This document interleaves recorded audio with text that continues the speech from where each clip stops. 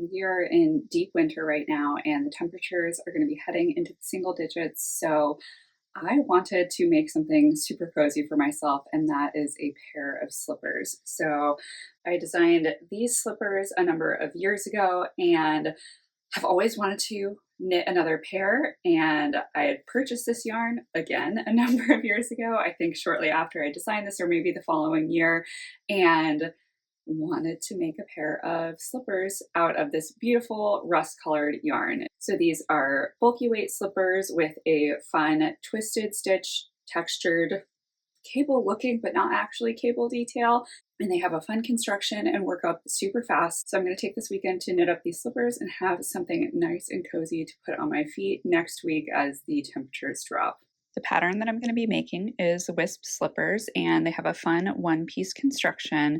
So you start off at the back here with this little tab, and then you work flat for a little while until you reach the point where you want to join to work in the round for the toe foot area, and then just join to work in the round, decrease for the toe. And what's really fun about this construction, it means there are only two ends to weave in from that first initial cast on and at the very end of the toe. Then you pick up stitches around the edge, and then you work flat for a little while until you reach the point where you want to join to work in the round for the toe foot area, and then just join to work in the round, decrease for the toe. And what's really fun about this construction, it means there are only two ends to weave in from that first initial cast on and at the very end of the toe. While I'm getting my materials ready here, I can share a little bit about what you'll need for your project. So this is the Wisp Slippers pattern, and you can find the pattern on both Ravelry and Payhip. I've linked the pattern down below. This is a bulky weight project worked on US 6 or 4.0 millimeter needles, and that is to give a nice and sturdy fabric for a slipper that you want to be nice and cozy. There are 3 sizes available. I worked my initial sample in Brooklyn Tweed Quarry, held with Moondrake Co. mohair lace for a little bit of extra fluff, but for this project here, I am just working in a single strand of bulky weight Knit Picks Swish Bulky. I've gotten my yarn and needles ready to go. I'm using double points since it's such a small project. So let's go ahead and get started. Since this design has that fun one-piece construction, I thought I would do a little tutorial as I'm working on my project to show you how to get started and all of that good stuff. So the pattern starts with a fun construction diagram so you can see how things get started. So you start with the tab, then you bind off stitches at the top of the tab once you're done with the length for your size, leaving 1 stitch on the needles. Then you pick up around the tab, and when you're picking up on one leg of the stitch along the edge only, so kind of going in that middle spot. And then you're gonna work the slipper flat, starting with a bit of heel shaping until you reach the specified measurement to make sure you have a big enough foot opening before you start working in the round for the toe area. I'm beginning by casting on 5 stitches just like the pattern calls for, and I'm just using a long tail cast on. So now I have my stitches on the needles and I can begin to work in the heel flap pattern. I've gotten a few rows into the heel tab here. You can see that there's a slip stitch along the edge on both sides, and that allows for that nice and easy pickup. There's garter on either side of a central twisted stitch. And I'll do a quick demo here of what those heel tab rows look like. So we're starting here on the wrong side of the work, and the pattern has a note to tell you to always slip stitches with the yarn held towards the wrong side of the work. So since we have the wrong side facing up towards us, we're going to have that yarn while we're slipping it also holding up towards us. So that first stitch is slipped purlwise through the back loop. Then we're going to knit the next stitch, purl the following stitch through the back loop. It's always a little bit of a tricky one. Knit the next stitch, and then purl the last stitch of the row. Nice quick little row there, just 5 stitches. And then on the right side here, we're going to slip the first stitch purlwise, then knit one through the back loop to keep that twisted stitch detail going down the center, and then knit the last 2 stitches of the row. And that is a right side row for the heel tab pattern.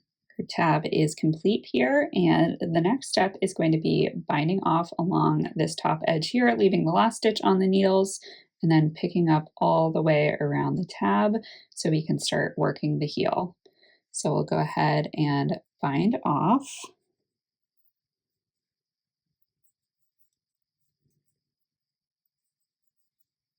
Nothing special for this bind off here, just a standard bind off for all of the stitches. And we're leaving that last stitch still on the needles. Now on to picking up. So along each of these long edges here, you'll see that there are these slip stitch loops, and we're going to be picking up 1 stitch for each of the loops along the side here. We're also going to make sure to only pick up the outer part of the loop with our needle and not this inner part too, because we want to leave that kind of half stitch frame as we're picking up the stitches. All right, so we have the last stitch on the needles here, and we're going to start picking up 1 stitch for each loop. And again, only picking up the outer edge. You can see that half stitch frame that we're leaving here. All right, we've done one side of our pickup. Now time to pick up along the bottom, and on the bottom, we're just going to be picking up 1 stitch for each stitch that we cast on. So that's going to be 5. We have 5 stitches along the bottom for the heel. And now time to pick up along the other side. And again, just picking up the outer loop only as we're picking up the stitches to leave that inner loop as a frame.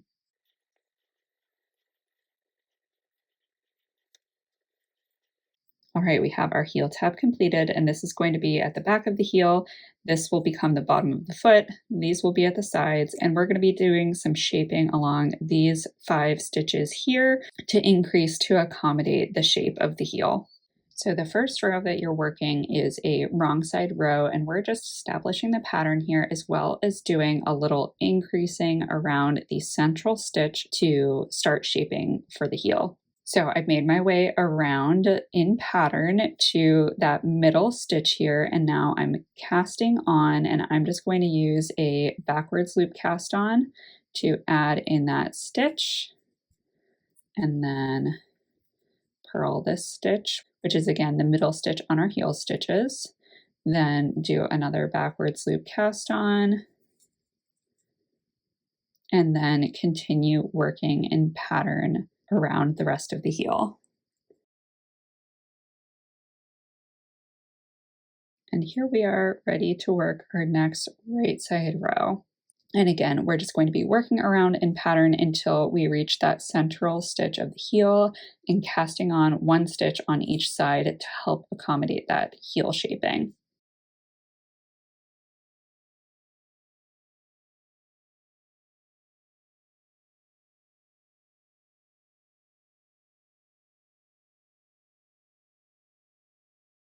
Once you've completed the first 3 heel increases, you need to begin working the wisp pattern along these 7 stitches on each side of the heel. And you'll have 3 edge stitches here, then you'll have the wisp pattern over 7 stitches, and it's either wisp pattern A or wisp pattern B, depending on which side of the heel that you're on, so that the stitch patterns mirror each other. And then on this side, you'll have your 3 edge stitches, the wisp pattern over 7 stitches here, and then the rest of it is just worked in the half twisted rib where you have your twisted knit stitches and regular purl stitches just all over the bottom here. And then you'll also need to finish working those increases at the heel. The written instructions are very clear as to where to work the wisp pattern and where to work the heel increases. So as you're beginning to work around, you'll be working wisp pattern A on this side of the heel and wisp pattern B over on this side of the heel. So starting with wisp pattern A, we're just working across as described in the pattern. And then these patterns use twisted decreases. So here we want to work a right leaning decrease, and normally this would just be a normal knit two together, but since we want it to be twisted, a twisted right leaning decrease, we'll have to twist the orientation of these stitches first before we do the knit two together. So you'll just want to slip those stitches through the back loop to reorient the stitch to have a twisted leg, and then slide it back onto the needles and knit two together like you normally would. And then you can see you have that twisted leg there. That's the twisted right leaning decrease. And then to counteract that decrease that we just did to maintain our stitch count, we're just casting on a stitch.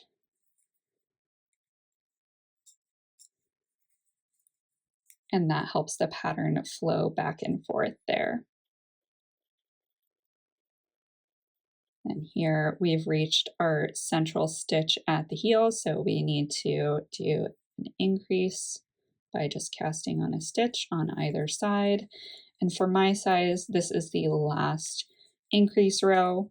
For the size large, there will be 2 more increase rows after this one. I'm now at my last 10 stitches, so it's the 3 edge stitches plus the 7 that I'm going to be working the wisp pattern over. And over here, this is going to be wisp pattern B, so we're just mirroring what we did on the other side. So instead of ending with that increase, I'm starting with that cast on stitch increase. And then over here, I'm going to be working a left leaning twisted decrease. So this one is quite a lot easier than the right leaning because all you have to do is place your needle through the back loop of both of the stitches and knit them together. And you have a nice twisted leg there on top, leaning towards the left. And then just continuing to work towards the end of the round.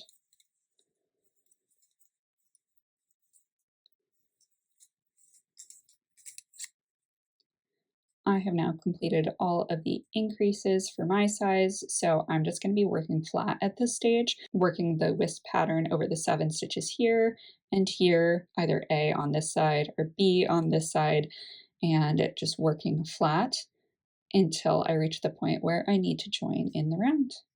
I've gotten the first repeat done, so you can start to see that stitch pattern developing there on the heel. And it's just a nice little 3D shape there that will become the heel of the slipper. So I'm just going to keep working on this throughout the afternoon and evening, work through the flat portion. Maybe I'll get to join in the round too. We'll see how far I get today.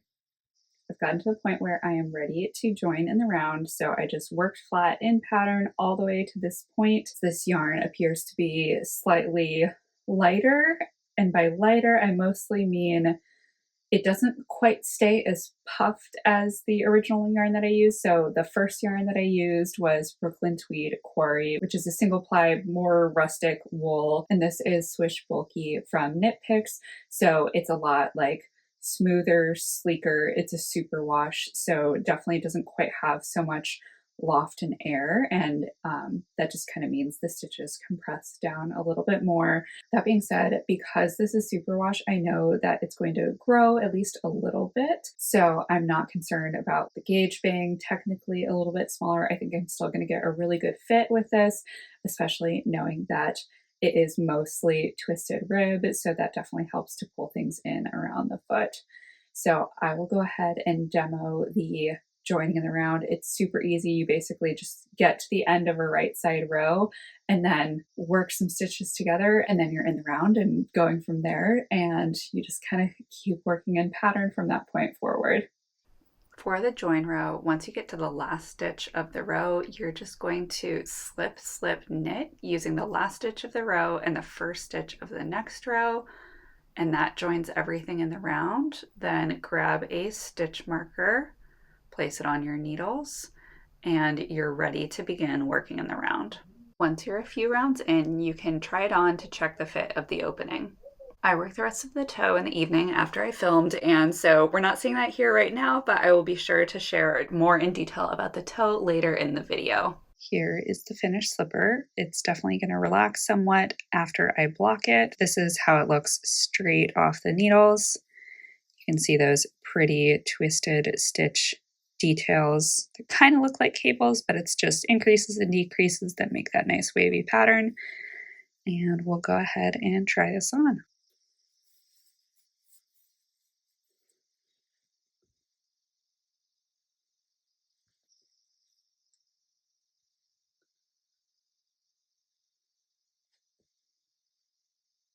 I do think I'm going to make one small change to the finished slipper here. So this is my original slipper, and you can see that the foot opening here looks a little bit more closed up on this one than it does on this one. And after I finished knitting and tried them on, I realized that this was feeling a little bit more open. So I went back and compared, and I actually joined about 2 rows after I had joined on this one here. So if I just cinch this up just the tiniest bit, I should have a really similar fit between both of the slippers. So I'll just grab some extra yarn and tack it a little bit. And on my second slipper, I'll just join 2 rows earlier than I did on this one so that I match the fit of the first slipper here. I'm casting on for my second slipper here, and because I've already kind of gone through this process once before for the first slipper, I am just showing a time-lapse view of what it looks like to work through the second heel. Here I'm double checking that I counted correctly and knit the correct number of rows before binding off that top edge and beginning to pick up around the heel tab. And then of course making sure I picked up the correct number of stitches along that edge, picking up along the bottom here, and then moving on to the other side to pick up the rest of the stitches around the heel tab. Over here, I'm starting to work those heel shaping increases and just kind of continuing to work around on this heel section.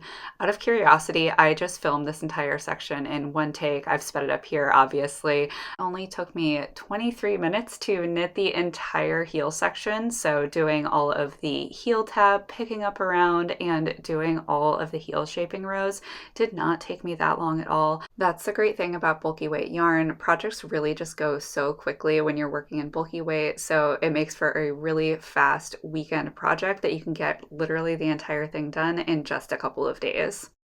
So I am just over 20 minutes into the knitting of my second slipper here, and I'm all the way through the little heel tab and all of the heel shaping. So then it's just knitting flat for that second foot and working in pattern until the point where I'm going to join in the round. And this time I'm going to make sure to count how many of the little garter ridges along here that I have, so I can do it one sooner than I did on the previous slipper, so I can have the fit that I want on this slipper without having to do that additional tack to make sure that I feel nice and secure in the slipper.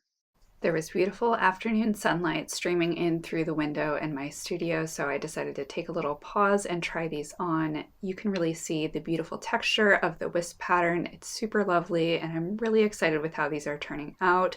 And I'm not too far away from having this second one complete. This is definitely a really fun and fast weekend project, and I'm excited to have this second one done really soon. So I am here on my second slipper getting ready to work the toe decreases. So this is definitely a section of the pattern where you have to pay attention. There are charts and written instructions for the decreases, but the goal with how everything is structured is for the pattern to flow really nicely as you work through the decreases and not have anything look out of place. So I'll show you in the first slipper here. Here's what things look like on the toe, where you just have things nicely tapering away at the end. And same thing on the ribbing here, just kind of decreases nicely without anything looking jarring.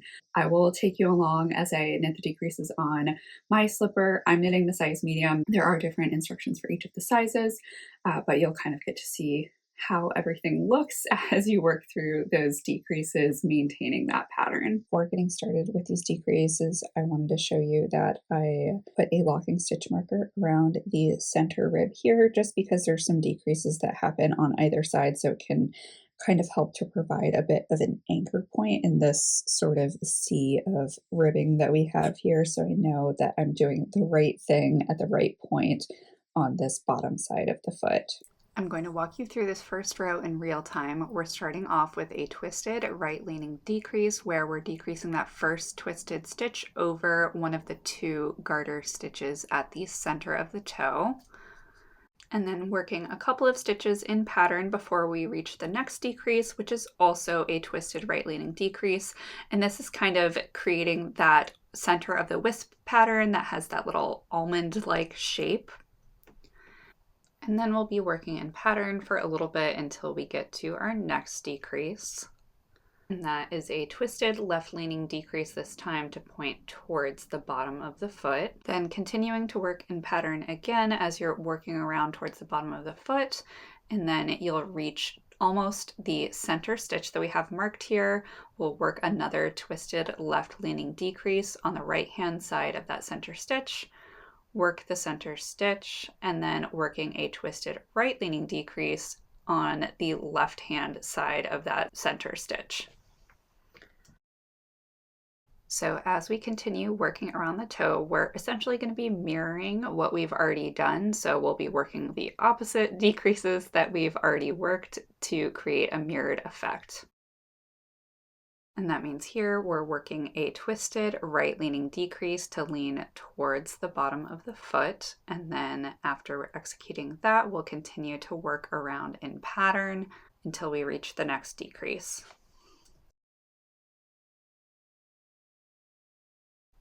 Here I accidentally overshot it a little bit, going 2 stitches beyond what I actually needed to do. I should have been decreasing over those stitches. I just realized it now, so I'm going to tink back here and get back to the place where I'm actually supposed to do that decrease.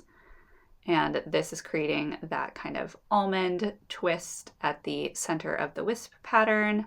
So here I go, actually working that twisted left-leaning decrease and working towards the center of the toe. And now we have our last decrease. Uses that final twisted knit stitch over one of the garter ridges at the center. That wraps up the first decrease round, and while you do have to pay attention to the decreases and make sure you're following either the charted or the written instructions, the good news is there are only 8 rounds of decreases, so it actually goes by relatively quickly. I think this took me about 20 minutes to complete all of the decrease rows of the toe. And within those 8 rows, you're actually only doing decreases on 5 of them. So it's honestly pretty manageable once you start going and you kind of start to see what the flow of the stitch pattern is supposed to look like.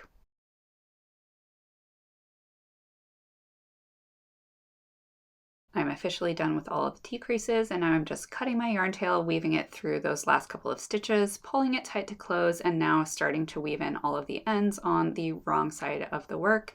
For that first slipper that I made, you'll recall that I needed to reduce the foot opening just a little bit, so I'm using my yarn tail here to just weave up a little bit, do a few tacks to make that opening just a little bit smaller.